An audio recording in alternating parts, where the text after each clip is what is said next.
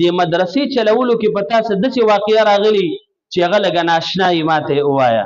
ما ته وایي چې مفتي صاحب ناشنا خو ډېرې واقعې راغلي دي، خو یوه پکې ډېره نادره ده او یوه ډېره ناشنا ده او هغې زه ډېر زیات جړولی او دردولی یم.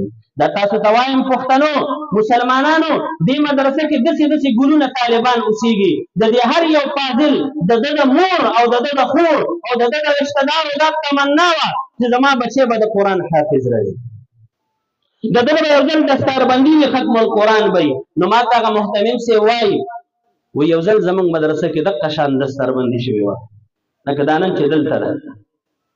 ټولو طلبای کرامو چې کله دستار په سر کړ، سند یې واغسته، دعا وشوه او طالبانو ته رشته دار ولاړو. چا سره پلار راغلی دی، چا سره تره راغلی، د چا سره مشر رور راغلی، هارونه یې ور په غاړه کړل او د عزت په د اندازې کور ته بوتلل. نو ټول فاضلان لاړل، یو حافظ د قرآن په هغه مدرسه کې پاتې شوی.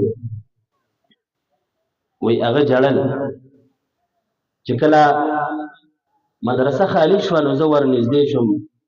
قاري صاحب تا خو دستربندي وکړه، ته کور ته ولې نه ځې؟ مور به دې انتظار کوي، قاري صاحب پلار به دې انتظار کوي، چاچي او مامي به دې انتظار کوي، کور ته ولې نه ځې؟ حافظ د قرآن سلګو راغستی و، هغه خبرې نه شوې کولی.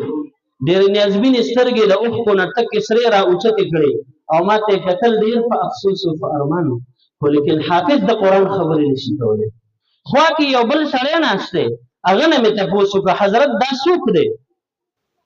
دا حافظ د قرآن ستا څه دی؟ وایي دا مې خوری دی محتمم صاحب.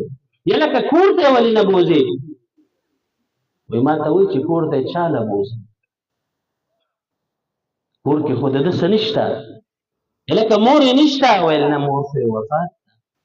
پلار یې نشته؟ وایي پلار یې وفات دی. وایي ما ورته وایي چې لږ راته وضاحت وکړه چل څه دی، تم جاړي او د حافظ د قرآن هم جاړي. وایي راته وایي چې د نن نه څو میاشتې مخکې زما خور وفات شوې ده او دا زما هغه خور وه چې کله د دې ماشوم پلار وفات شو او دا ماشوم ورکوټی و، د ده پلار ویلو چې زه به د ده نه د قرآن حافظ جوړوم، قاري به دې جوړوم، عالم به دې جوړوم. نو زما هغه اوښی وفات شو، نو زما خور منکر راله ما ته وایي چې وروره زما د خاوند ارمان دا و، د هغه ارزو تمنا دا وه چې زه به د خپل بچي نه د قرآن حافظ جوړوم، قاري به دې جوړوم، عالم به دې جوړوم. ښه خورې ستا څه مطلب دی، څه ویل غواړې؟ وایي چې زه پښتنه ښځه یم، زه به د خپل خاوند ارمان پوره کوم، پس د مرګه به پوره کوم او خپل بچي نه به د قرآن حافظ او عالم جوړوم. خور څه ویل غواړې؟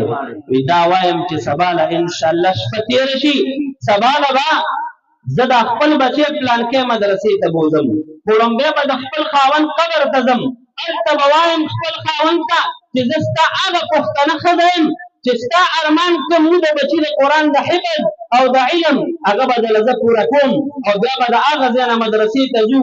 محتمم صاحب سبا چې کله رڼا شوه زما خورکۍ ما سره وه، زما دا ورکوټی خوری ما سره و، مونږ حاضري ته لاړو د ده د پلار قبر ته. زما خور ډېر وژړل او دې ماشوم بچي هم ډېر ژړل او داسې د زړه قطره د زړه نه جدا کول ګران کار دی. هغه ځای نه دا ماشوم بچی موږ مدرسې ته راوسته، نو چې کله م راوسته تاسو ورته قاعده وویله، بیا م ورته ناظره وویله او بیا دې بچي د قرآن حکیم حفظ شروع کړ. نو د حفظ کو خو دومره خواري شروع کړه چې د ورځې به یې 2 رکوع 3 رکوع حفظ کو. ناظم صاحب یو ځل تپوس وکړو بچیه ته خو مازدیګر کې هم چټونې کوې، ته په غرمه کې هم نه کوې، دا ولې؟ وایي دا بچی ورته وایي ناظم صاحب زما مور ډېره سخته بیماره ده او زما د مور په زړه ارمان دی زما پټکۍ لیدل، زما سند لیدل او زما دستربندي لیدل، دا ډېره خواري ځکه کوم هسې نه مور مې وفات شي په زړه یې دا ارمان پاتې شي. د قدرت فیصلو ته ګوره 2-3 میاشتې دستربندۍ ته پاتې دي، هغه مور چې په زړه یې ډېره لویه تمنا وه، ډېر لوی ارمان و، هغه مور هم د دنیا نه رخصت شو. نن قاري صاحب محتمم صاحب تا زمونږ دې ماشوم ته د قرآن ختم وکړ، او دته دې پټکې په سر کړ، دا خو زما خوری دی، زه اوس څه وکړم دا چاله بوزم. د نورو فاضلانو خو کارونه په غاړه کړل، سندونه یې خپل واغستل او کور ته روان شو. خلک انتظار کوي، زما خور نشته چې دې بچي ته انتظار وکړي، د دې بچي پلار نشته، د مور نشته، د نور څوک نشته. وایي دغه وخت کې د قرآن حافظ هغه نیازبین قاري صاحب هغه نیازبین سترګې راوچتې کړې، وایي ما ته وایي محتمل صاحب اوس زه چا له لاړ شم؟ ته چې ما ته وایې کور ته لاړ شه، ما امتحان ورکړی دی، ما په سند کې اعلی نمبر حاصلې کړي، ما ممتاز سند اخیستی، زما د سند مبارکباد به ما له څوک راکړي؟ زما د پټکي مبارکي به ما له څوک راکړي؟ زما د سند مبارکي به ما له څوک راکړي؟ زما د دفتر بندۍ مبارکي به ما له څوک راکړي؟ زما خو کور کې هېڅ څوک نشته. محتمل صاحب ما د مدرسې نه مه وباسه، زه به دلته ناست یم، د قیامت په ورځ به دا ټولې ګیلې د رب العالمین دربار کې کوم. الله هغه عظیمه سهاره، هغه د مور هغه نیازبینه مور، الله هغه تحان اخیستې وه، هغه پلار دهان اخیستی و. الله زما څوک هم نه په کومه وخت کې زما د ستربندي وخوړه دا که څوک نه چې زه ځان ته رانږدې کړی دی او ما ته د پټکي او د دستربندۍ او د سند مبارکي راکړې وه.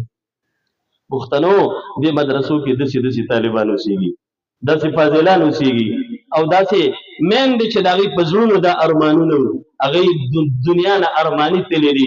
نن چې دا ګلونه حافظان شوي، دوی ته به مور انتظار کوي، پلور به انتظار کوي، کور به انتظار کوي. دې مدارسو کې داسې یتیمانان طالبان اوسېږي. اخري خبره کوم، حضرت مفتي صاحب تشریف راوړو، دا د دې وجه نه درته کوم، زمونږ پاکستان کې د حافظانو قدر نشته، د عالمانو نشته. ایران کې یو ځل مقابله وه، د ایران یو الګ په ټوله دنیا کې په دویم پوزیشن باندې راغی.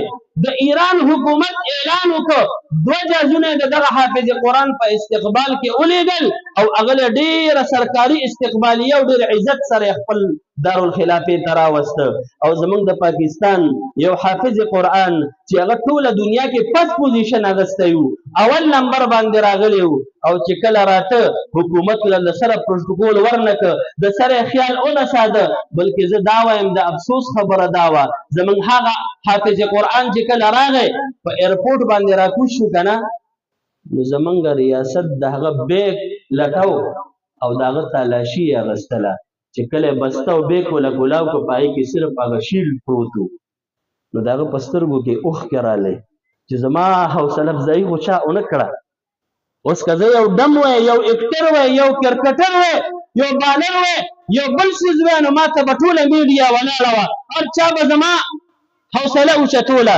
خو زما ګناه صرف دا ده چې ما د قرآن حفظ کړی، ما د خپل ملک په کلهمه دنیا کې نوم اوچت کړی، ما مقابله ګټلې ده، ما د عزت د عظمت د اول پوزیشن انعام خپل ملک ته راوړی دی. نن زما حکومت سره او زما ملک سره زما د حفظ او زما د قرآن قدر نشته. زما شیخ حسن جان مدني رحمت الله علیه روژه په خولې په وینو باندې لطفت الله ته ولېږه. زما شیخ سمیع الحق صاحب په چړو وهلی، هغه زخمي زخمي بدن یې د الله دربار ته ولېږه. ای زما نظام الدین شامیزی صاحب، زه به کوم عالم یادوم. پښتنو دې خلکو سره د علماو او د قاریانو قدر نشته. دا الحمدلله دې پښتنو عوامو کې دومره غیرت دی چې دا مدرسې چلوي.